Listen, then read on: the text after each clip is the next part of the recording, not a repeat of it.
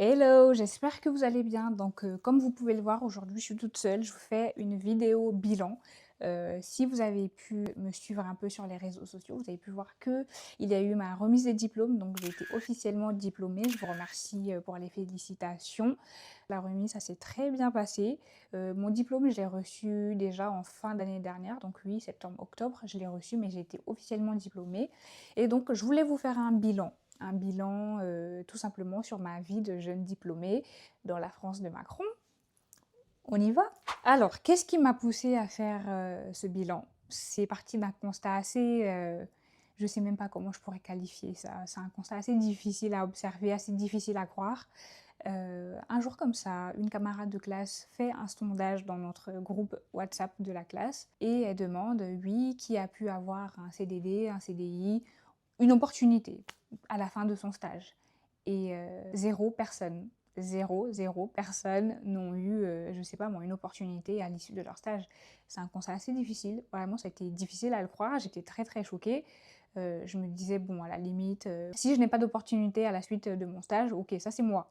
Mais dire que la plupart des personnes dans ma classe, ben, c'est aussi le cas pour eux, c'était vraiment très choquant. Il faut savoir que moi, dans ma classe, on était à peu près une quarantaine. Donc j'ai fait un master en marketing digital avec option réseaux sociaux, donc social media, donc les campagnes marketing sur les réseaux sociaux. On est à peu près une quarantaine. Et un nombre de personnes qui ont eu une opportunité à l'issue de leur stage qui avoisine le zéro, c'est vraiment très choquant, vous le voyez. C'est vraiment ce jour-là, je ne sais pas si j'ai rigolé, si j'ai pleuré, je ne sais pas. Parce que là, c'est du très sérieux. Encore nous, à notre option, ok, bon, les expériences, les opportunités, ça peut arriver après. Mais je me dis en fait, on est combien dans cette situation? Vous voyez, puisque à la fac, il n'y avait pas que notre option, il y avait plusieurs options. Si déjà nous, dans notre option, dans notre classe, il y avait zéro personne, bon, au sondage aussi, je ne sais pas si tout le monde a répondu, mais je pense que la majorité des personnes ont répondu et que bah, la finalité, c'est que personne n'avait rien, tu vois.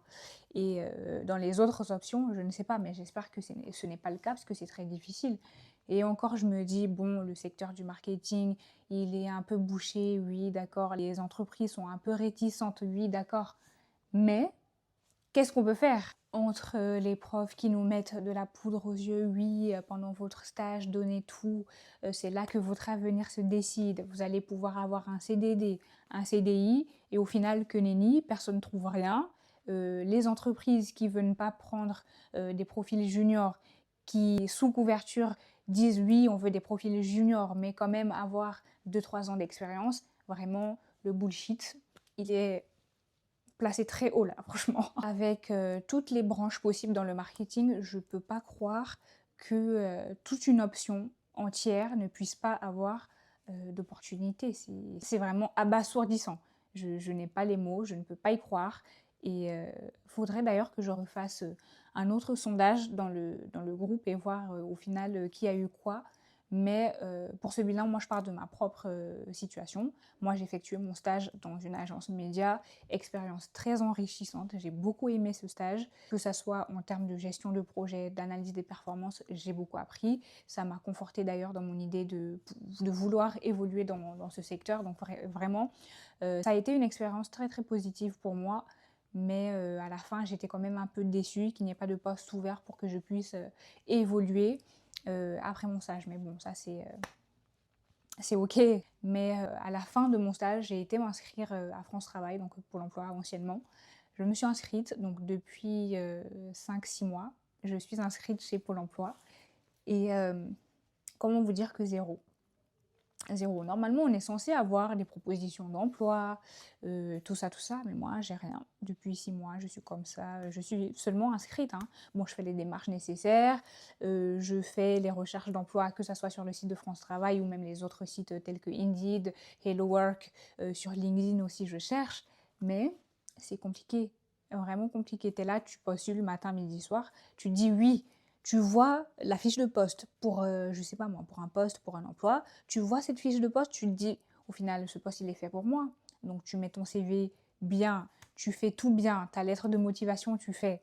Et puis, tu postules, t'envoies ta candidature, 10 minutes après, mail de refus, est-ce que ça, c'est normal? Est-ce que ça, c'est normal? Non, franchement, c'est pas normal. Donc, au vu de l'inefficacité de France Travail, j'ai décidé de m'orienter vers des formations. Mais là aussi, quelle fut ma surprise? Je me suis renseignée en externe de France Travail. J'ai vu que le parcours, il était assez difficile. Puis, je vais me renseigner chez France Travail. On me dit, oui, je sais pas moi, la Sorbonne, elle propose une certification. Elle coûte 4000 € pour 2 mois. Donc, ça, tu peux voir. Déjà, moi, je vous explique que je suis au chômage, où je vais sortir les 4000 €, même si j'ai l'épargne. Mais je suis désolée, je préfère survivre avec cette épargne-là que de mettre cet argent dans la formation qui va durer je ne sais combien de temps, 2 mois, c'est très peu. Donc là, ma soeur, elle nous a rejoint pour parler de France Travail parce qu'on en a gros sur la patate, vraiment. France Travail, bullshit. Moi, je dirais pas ça parce que j'ai fait une formation qui a été financée par France Travail, justement, parce qu'à ce moment-là, j'étais au chômage. Et j'ai fait une recherche de formation sur les SI.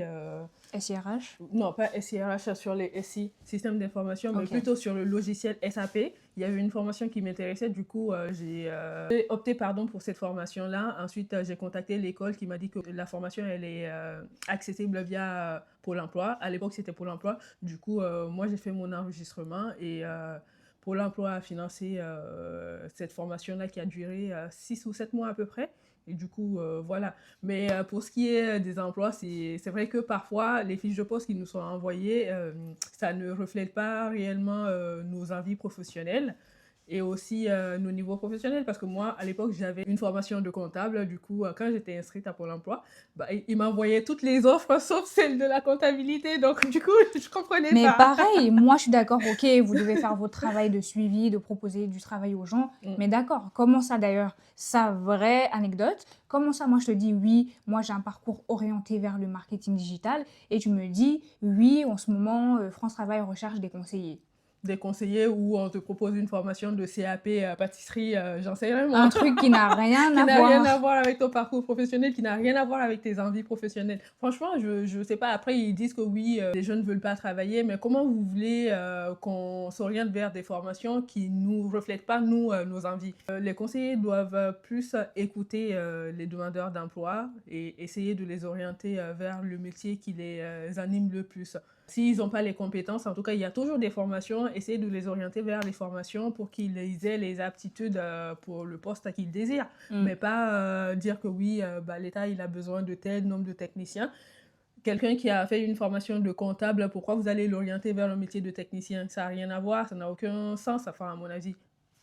Vraiment. Donc, pour la petite anecdote, c'est ce que je voulais rajouter dessus. Donc, le chômage que je n'ai pas et que j'ai passé je ne sais combien d'années en job étudiant, ça c'est ok, il n'y a pas de souci. Le suivi qui n'est pas là, c'est ok, je vous pardonne. Mais proposez-nous au moins un travail qui est dans notre secteur. Oui. Au moins. Je pense que si vous orientez les gens vers ce qu'ils veulent réellement, il y aura pas trop de chômeurs. Il y aura... En tout cas, les jeunes, nous, on cherche qu'à travailler.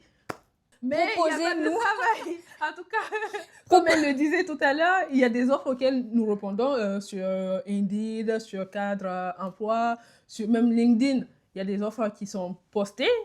Tu lis la fiche de poste, tu sais que tu es apte à répondre à ces exigences-là, mais comme elle a dit, la seconde d'après, il y a un mail de refus. Je pense que oui, c'est peut-être des mails automatiques. Et avec les IA, maintenant, les gens arrivent à faire des CV qui passent les AT. Et maintenant, oui, on passe à l'étape où les recruteurs, ils appellent pour un premier échange, pardon. Et ensuite, après ce premier échange-là, ils disent, oui, nous allons revenir vers vous, mais sauf qu'il n'y a jamais de retour. Il n'y a jamais de retour. Il n'y a jamais de retour. Et même quand on essaye de relancer, il n'y a plus de réponse. Donc, du coup, le monde du travail, il est... je ne sais même pas comment le qualifier, en fait.